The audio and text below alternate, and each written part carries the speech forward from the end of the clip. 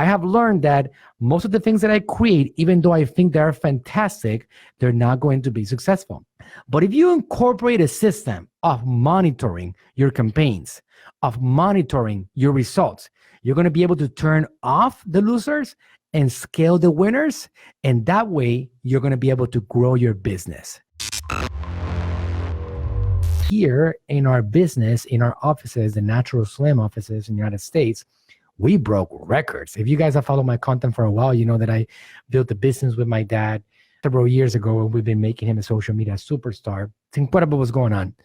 The speed with which we're growing right now is something that I can tell you something ancestors never even dreamed about. It was not supposed to be possible. And now it is, because we have this incredible tsunami of communication in front of us that most people take for granted. We don't, because we are entrepreneurs and we are trying to learn about it. Well, even you that are watching this or listening to this, you still take it for granted, because I know that I do to a certain degree. I mean, people ask me all the time, how much content should I create? How heavy should I go? How much money should you invest? Well, my answer to that is basically as much as you possibly can, because there's so much opportunity right now in front of us. There's so much that we can actually take control of. There's so much land grabbing going on that you have to figure out how to get the most for yourself, for your business, for your family, because this opportunity is not going to be around forever. In 10 years, the social media world is going to be a common thing. Everybody's going to be investing money in advertising in social media, whether it is Facebook, Instagram, Snapchat, Twitter, YouTube, Periscope, Pinterest, whatever it is. People are going to be investing on these platforms because these are the new communication platforms of the planet. This is how we talk. This is how we spread the word about things. This is how we actually communicate about the things that we like and we don't like. This is how we complain. You know, it's incredible. Even people that are complaining about Facebook. Do you know where they complain about Facebook? That's right. They complain on Facebook, in Facebook. It's one of those things that, yeah, come on, guys. This is what's going on right now, right? You got to understand that this is the way that we talk to other humans today, okay? We are supposedly less social because we talk to each other less, and we go to restaurants and we don't talk to each other, and we go to parties and everybody's on their phones. But in reality, we are talking more than ever. It's just that we're talking through another channel, and that's a social media channel. There's a study that was recently done in a university, I don't know if it's a Cambridge or a Yale University, one of these Ivy League universities, that did some research on how social we are today. And it was particularly focused on people that are young demographics, like kids ages 17 and younger. And it found that today, every single 17-year-old or younger considers that they have at least 15 friends or something like that, okay? So it's very interesting because now you compare that with the year 1990, and the research back then showed that kids would actually usually say that they had 2 or 3 friends. That's it. And that's nothing else, right?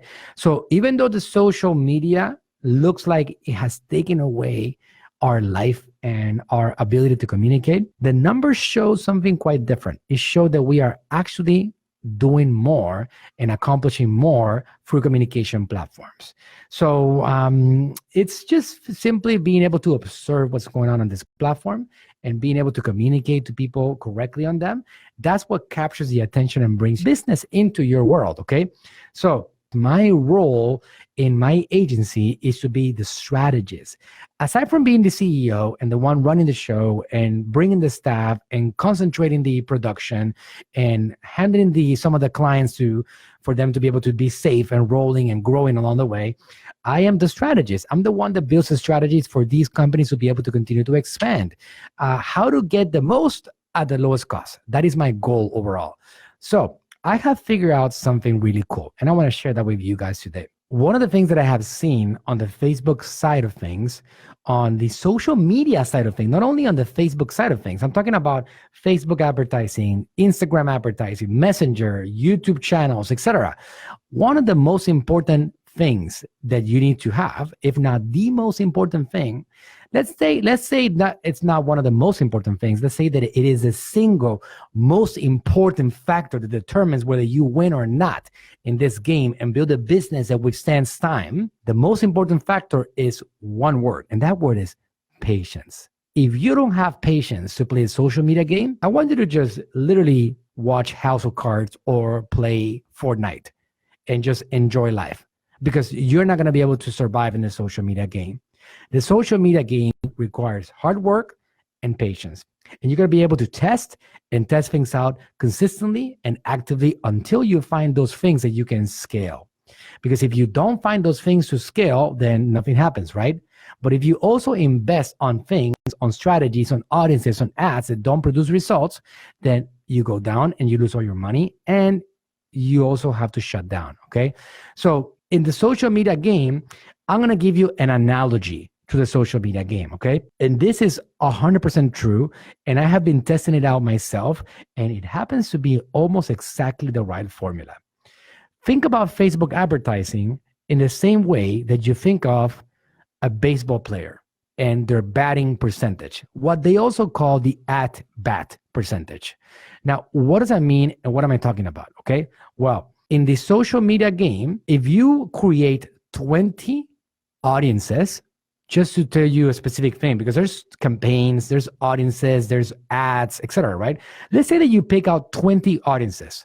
You find 20 different interests, you find 20 different demographics, you find 20 different areas to target, income levels, etc., okay? I'm going to guarantee you something, okay?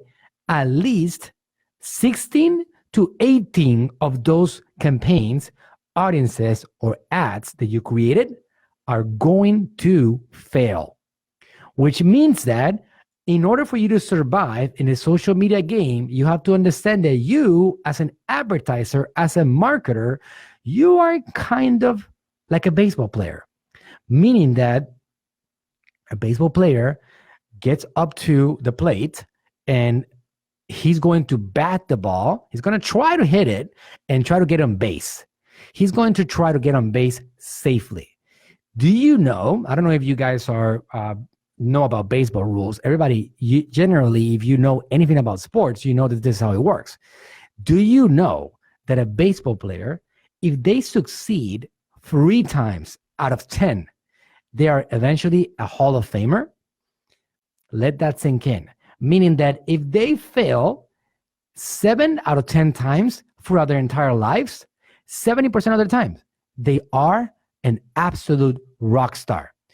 3 times out of every 10, they get results, and they get something that works well, and they can scale that and get results overall with that particular audience, with that particular ad in that campaign.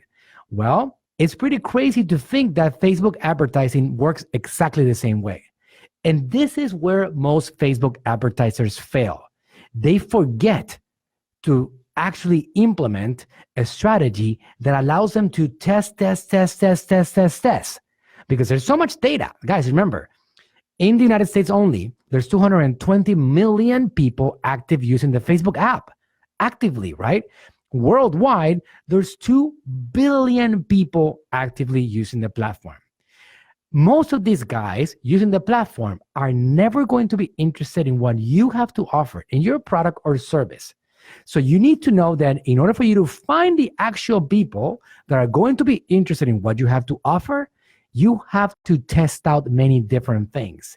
And your ideas about what works and what doesn't work cannot go into the equation, meaning that you cannot be like, oh, this video is fantastic. I bet you this is going to convert. Oh, this image is beautiful. I bet you it's going to do great. Oh, this carousel image, this collection, this website. None of that really matters, guys. Because sometimes as you look into the accounts, you're going to be shocked that some things are successful and some things are not successful. Very, very important for you to understand that in order for you to find successful things, keep in mind these percentages, okay? I want you to think with it so you get ready to deal with adversity. You get ready to deal with the fact that you're going to fail more often than you're going to succeed in the Facebook advertising game. It happened to me. It's something that I have learned the hard way myself. I have learned that most of the things that I create, even though I think they're fantastic, they're not going to be successful. But if you incorporate a system of monitoring your campaigns, of monitoring your results, you're going to be able to turn off the losers and scale the winners.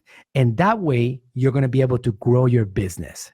So what is my advice to you? Okay. Number one, you have to be ready to ride the wave. You have to be willing to run the marathon. You have to be willing to step in there and test things out actively until you'll find those winners that are going to be based on your metrics. Because remember, you all have what we call in the marketing world KPIs, key performance indicators. Some people are going to have video views as a KPI.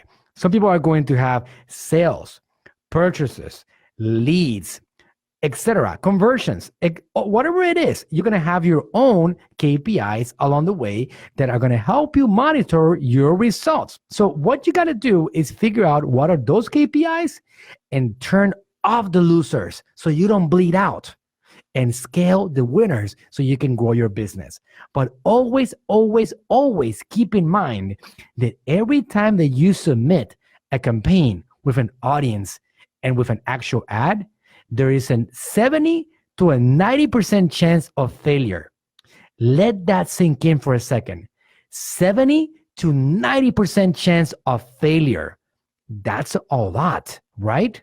Well, once you find those winners, once you find that 10, 20, 30% of audiences and ads that actually give you results, you can scale those so high that it makes up for all the other 70% losers that you actually created along the way.